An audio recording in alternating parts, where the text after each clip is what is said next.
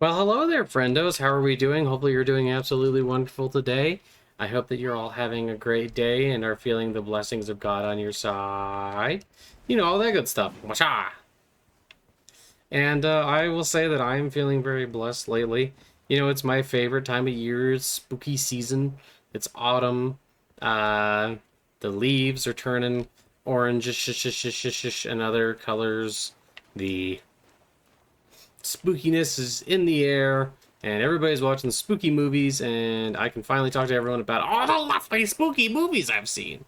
You know, it's very interesting to me how often uh, folks will only engage in the spookiness when it's like this time of year. It's like, oh, but come on, spooky's fun all year around, you know?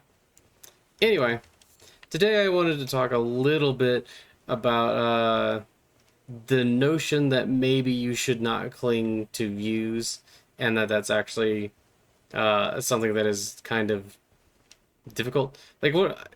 So that's very interesting to me because of my journey where I kind of was in Buddhism first, and then got more into like what I guess what we would call Sanatana Dharma or Hinduism or whatever. Well, very specifically, then got into Ramakrishna. There's oftentimes when I see the lessons of Ramakrishna and others through a kind of a Buddhist light, I guess you might say, and I would definitely say that Buddhism, aren't jellyfish cool? Buddhism is definitely informed the way I think about things, and has definitely informed the way I think about different spiritual topics and what it means to put in effort. But it's also kind of given me an interesting perspective. I think I'm kind of going to talk about two things here today, really. But one of the things I wanted to talk about was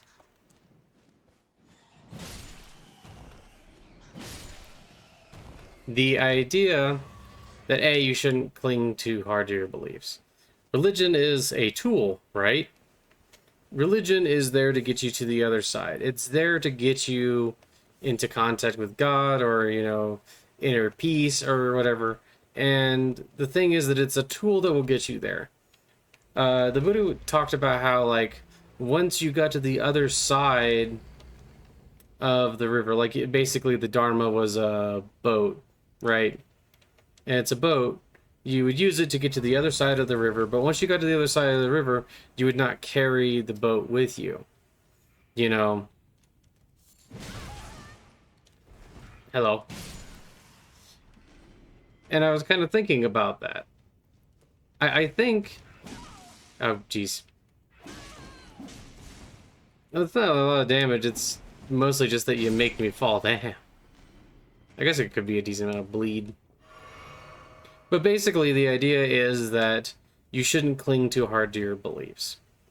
What, and part of what attracts me a good deal to uh, Hinduism, Taoism, and Buddhism is that it's not just about correct views, it's also about like results and practice. Like, you need to practice to really get the benefit out of these traditions. You don't just say, I believe XYZ, and that's it. Now, there are, of course, some exceptions to this. The Astravaka Gita, for instance, would say that you're actually better off not practicing at all and simply coming to the correct view. And there is certainly some truth to that. But what I think is, in general, most important is, why does it have like a weird, it's like a weird texture thing around it. What is most important, for instance, is that A, we're striving after truth, and we understand that, you know, beliefs and practices and things like that, they are there to get you to the other side. They're not necessarily there for you to cling on to forever. Sometimes you have to be willing to look at things from different perspectives. Sometimes you have to understand that beliefs, although they can be very useful in a lot of different circumstances, will sometimes have issues really being the whole shebang bang. Sometimes you gotta be willing to abandon little parts of your belief and willing to look at things through, fresh eyes, and understand that clinging to your belief can make it so that you get, the same kind of dissatisfaction you would out of clinging to anything else. Clinging to, for instance, like the belief in like the superiority of the Buddha's teachings, that can be good, but then what happens if you find something that's actually better, that actually does more for you, that feels like it's, really helping you? Do you simply abandon it and just defer to the Buddha's teachings wherever it disagrees? It's like, no, the best thing to do is to practice, to see what works and why certain things work, and be willing always to reevaluate your beliefs, and remember that, you're not infallible, and just because you believe something doesn't necessarily mean that it's the most true and the best thing ever. You know what I mean, Jimmy Dean?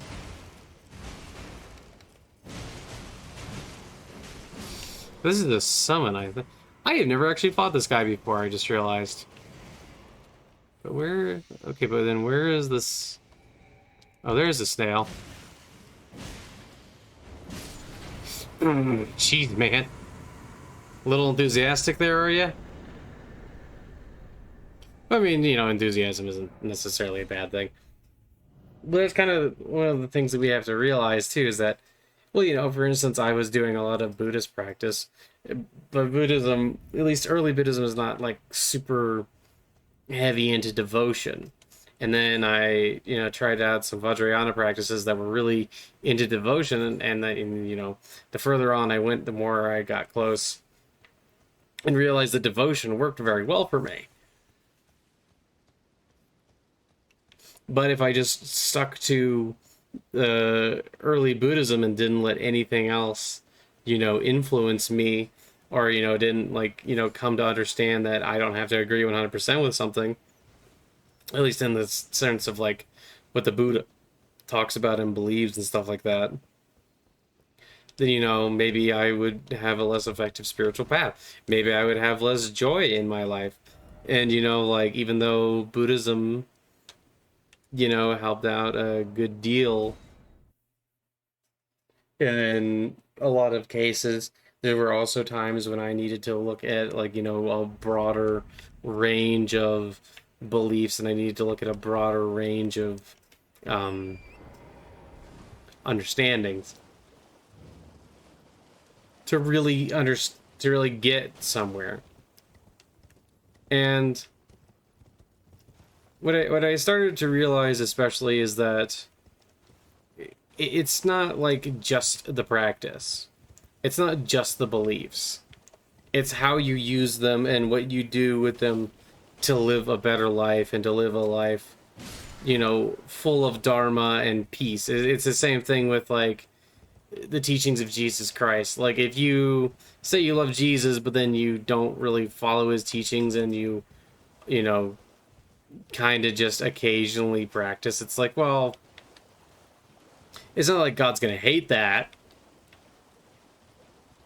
but it's clearly much better if you actually practice and you're willing to adapt and change when it's time to adapt and change. Sometimes something will be very useful to you in one part of your life, but then as you get older, sometimes certain things will become less useful. Sometimes certain beliefs will actually start to hold you back.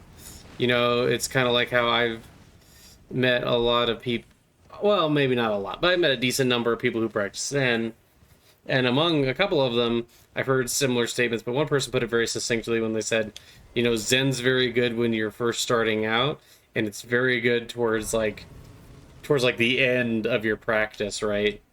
But like in the middle of your practice, it's better to like reach out and like look at different things. And there are reasons to stick to like one lineage or another. It can make it so that your practice is more concentrated, and there is certainly it can certainly be difficult to practice if you're constantly switching around. And I think it kind of depends. You know, Ramakrishna talks about their like he uses the story of a guy who is looking for water, so he digs a little bit in one spot, and then you know someone tells him, "Oh, actually, I think it'd be better if you dug in this spot." And he keeps switching, and he never gets very deep. But you know, if he gets kept where he originally started, he would definitely would have struck water. Now, I think this is an interesting perspective because essentially what Ramakrishna is advocating here, at least from my understanding of reading his teachings and things like that, is that all these different paths, they lead to God, but you still kind of want to have like a path. You want to have like something that gives you far enough along to go, and you don't want to just be constantly switching.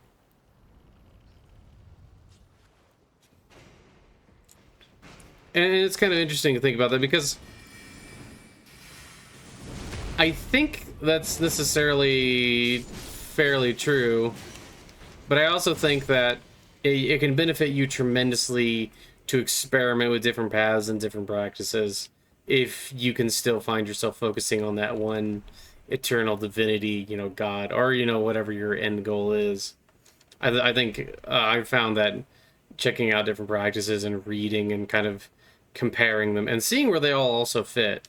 Because to me, it would appear that the mystical tradition, which I would consider myself more of a part of the mystical tradition than any, like, quote-unquote, traditional religious structure, I think you can see where they all kind of fit together and how they can be very useful together.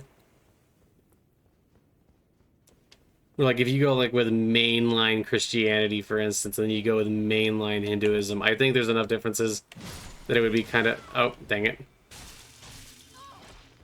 Oh, he sucked my magic. What a meanie bo beanie. You see, I want my magic back. So I'm gonna run back there. You make me go back and sit down again? Rude. But, you know, like, that's kind of like one of those things.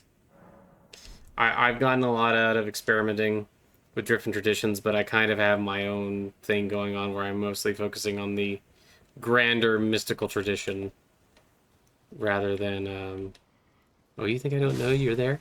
I know you're there because you just grabbed me and tried to suck me, sir. And if I tried, I mean you succeeded in doing a sucking, and I was like, hey, what the heck?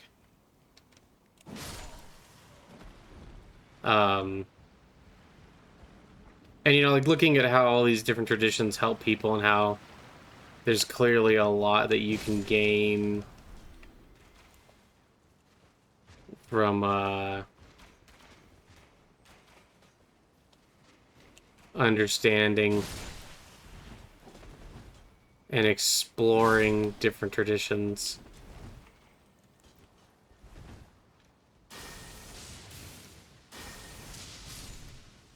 Yeah, it's not that.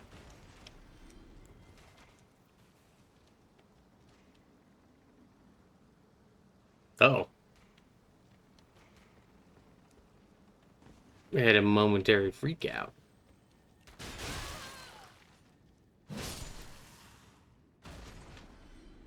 Ow, arrows in my brain.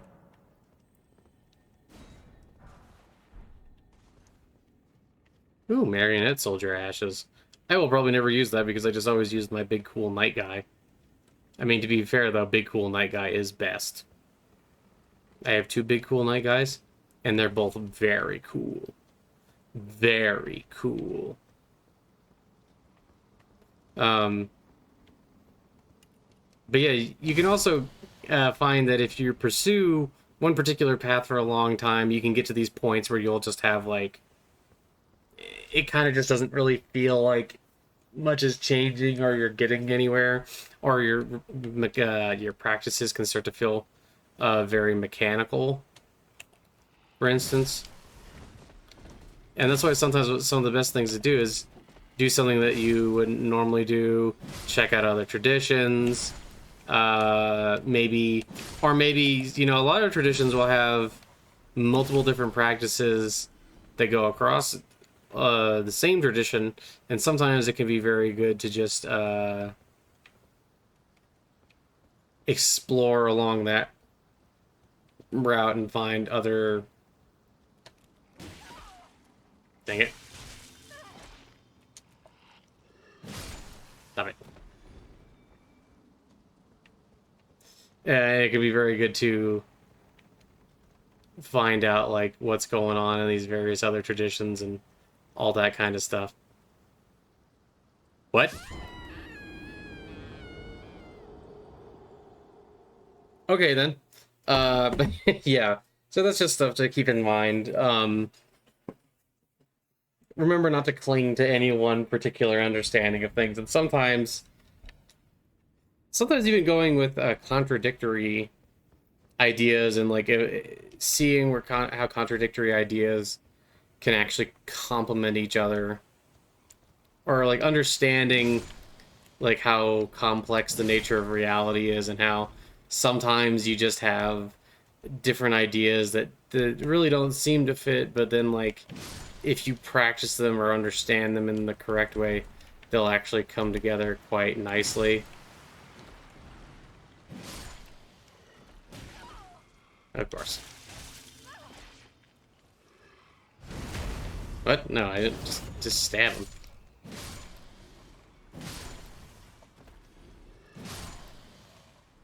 But you know, there is also truth though to that. What Ramakrishna is saying. If you're just kind of running around and just doing like random things, if you don't really have something that you can center yourself in, for instance, sometimes that can be very bad for your practice. If you just like constantly switch around from thing to thing, and never really stick to any one sort of practice for very long, that can be bad. For instance, like with meditation is something that you can kind of do in a wide variety of ways, but meditation as a practice as a whole is something that you have to do for a fairly significant amount of time to get a lot out of it. Even doing it for a little bit of time can give you a lot as well, but you get, you know, more and more the more time you are willing to put into it. But then that kind of begs another question. Well, are we clinging to our meditation then? Are we... Excuse me, you're supposed to die. There you go. Are we clinging to our meditation? What are we doing? Why are we doing what we're doing? You know, etc. There's hey.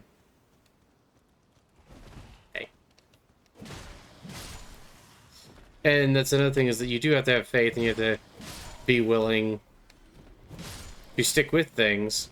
And that's kind of where the tricky part comes in, right? Because on the one hand,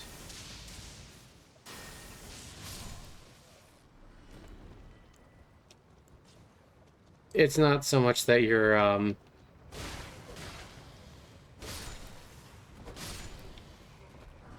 there's what I was looking for. It's one of my favorite outfits in the game besides the one I'm currently wearing. The Carrion Knight armor. That the trick becomes that you need to find the balance. You need to be able to find the balance of like, you're not clinging to these things that might inspire you and being unable to, you know, put them aside when you need to, but you also want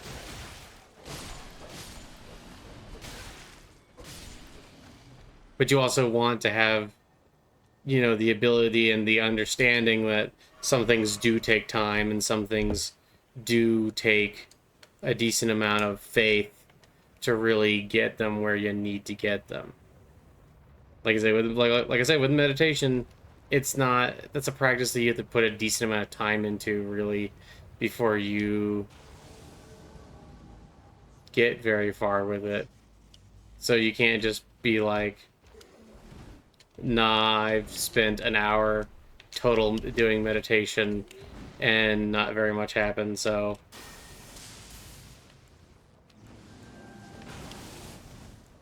you know, I'm done with it now.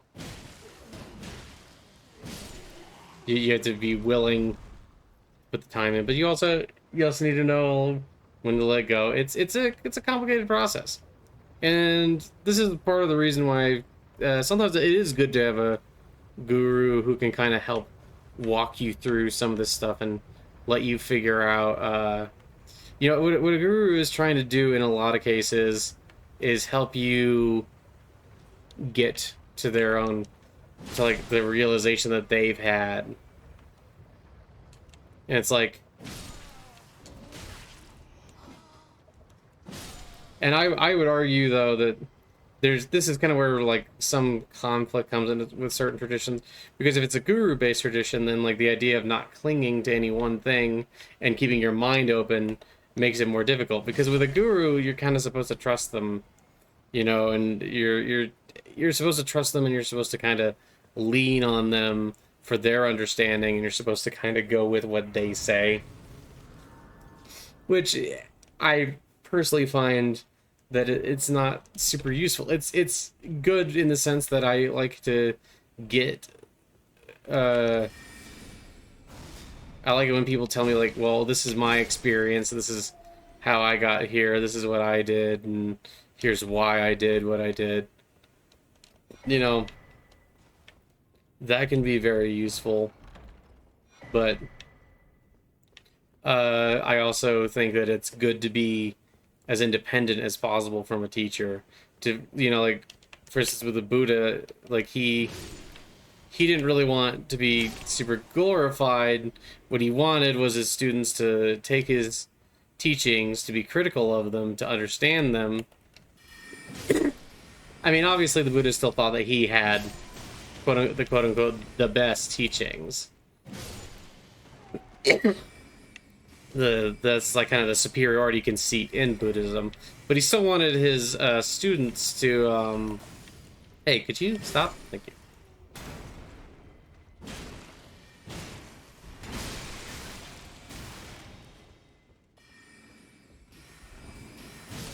Thank you.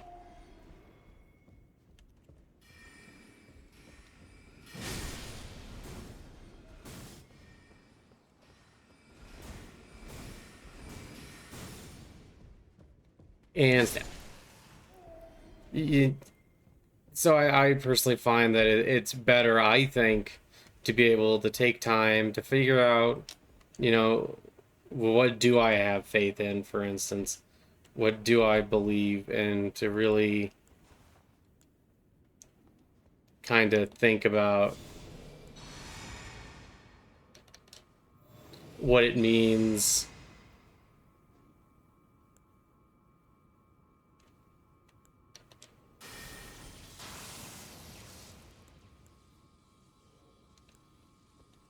to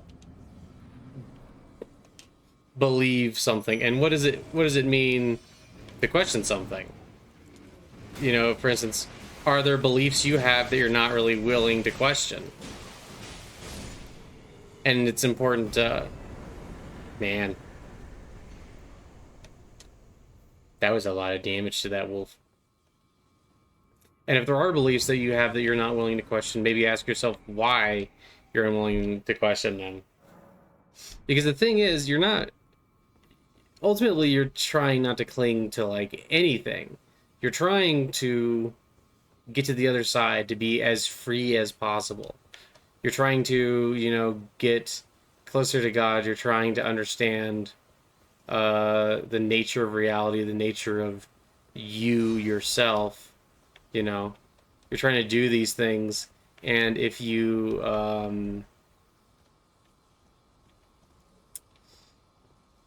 aren't really if there are things that you are not willing to question, if there are things that you're not willing to attempt to understand, ow, attempt to understand on your own, and not willing to question, I think it's good to, look at that and try to figure out what are you not willing to question? Why are there certain beliefs you're not willing to question? And, are those beliefs good to have, or are they, um, or are they something that are holding you back? And when I say not question, I'm not telling you that, you can't believe things and hold certain beliefs, but you should always be willing to examine them, look at them more deeply, understand, why maybe a particular belief is so very important to you, and what does it mean? What does it mean if it's a belief that's really important to you? We're now going into the boss lady for this area.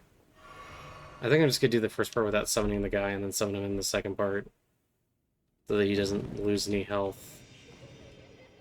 Hi, how you doing?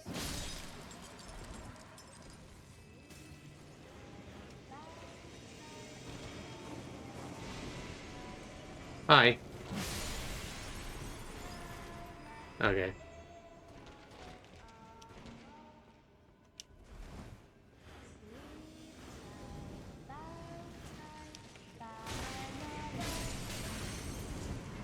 Stop doing your magic. It's rude, kids. I think.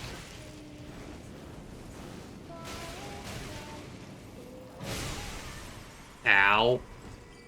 That's kind of rude, my guy.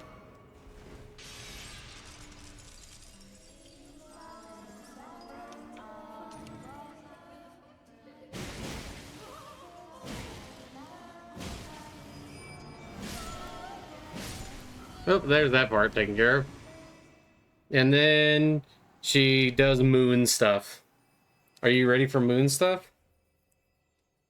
And the thing that's also interesting though is that there is one thing that it is good to cling to. The one thing that it is good to cling to is the eternal. That Brahman, God, Kali, that is actually good to cling to because that is beyond the beyond and is always going to be there. And, like part of the reason you don't want to cling to these other things is like, patience. Ye will be countless born forever and ever. you got weird hair.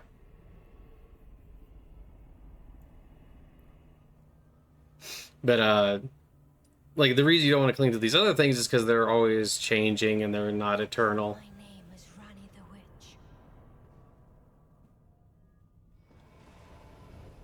Mother's rich slumber shall not be disturbed by thee. Too late, bitch. Slumber disturbed. Oops. Gonna want to roll here.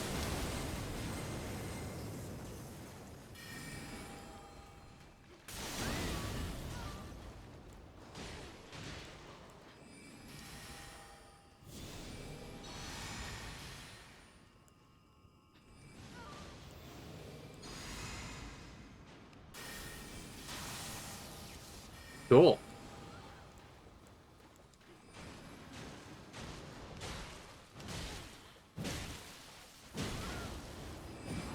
Take him back here.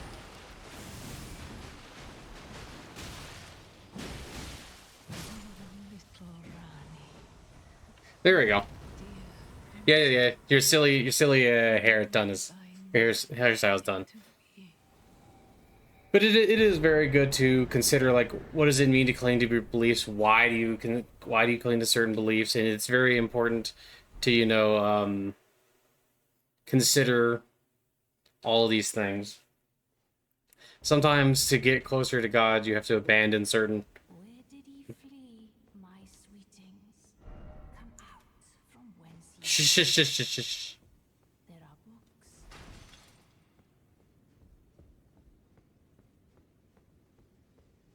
Hey Ronnie, I owned your mom. Silly. Yeah, sometimes you have to consider like why do you have certain ideas and things like that. And that's all I'm just really saying is that you're gonna want to reevaluate and try to understand what's going on. And you have weird body proportions, lady, but that's okay. You hold your egg thing. Anyway, that's just all I wanted to say for now, and hopefully you guys thought that was an interesting talk. And yeah, remember to always be examining and to try and get closer to God every day, and remember that God loves you. Okie dokie. Bye. Love you. Bye. God loves you. Bye. Bye. Love you. Bye.